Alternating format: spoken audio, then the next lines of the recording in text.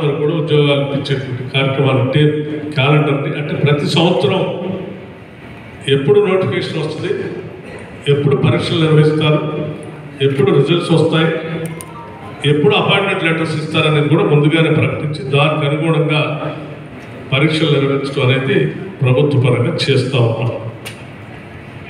ఈ రెండో అంశం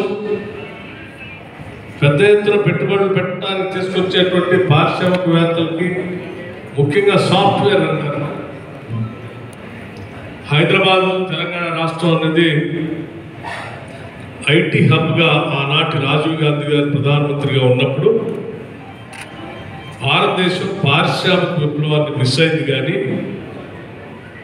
కంప్యూటర్ రెవల్యూషన్ అంటే కంప్యూటర్ విప్లవాన్ని మనం మిస్ కావడానికి ఎట్టి పరిస్థితుల్లో అవకాశం లేదు. మిస్ అయితే ఇంకొక నష్టం జరుగుతుందని చెప్పాడు.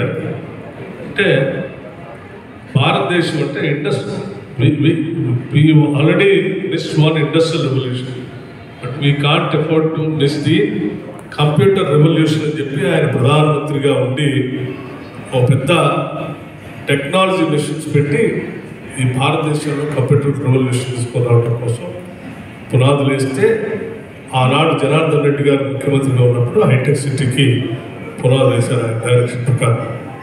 ఆ తర్వాత హైటెక్ City phase 1, phase 2, phase 3, phase 4 knowledge సిటీగా హైదరాబాద్ పరిసర ప్రాంతాల్లో ఉన్నటువంటి అంతా కూడా ఆనాటి ప్రభుత్వాలు భూములు కేటాయించి ఆ సంస్థలను తీసుకురావడం వల్లే ఈరోజు దేశంలో హైదరాబాద్ తెలంగాణ అనేది ఐటీ హబ్గా మారింది.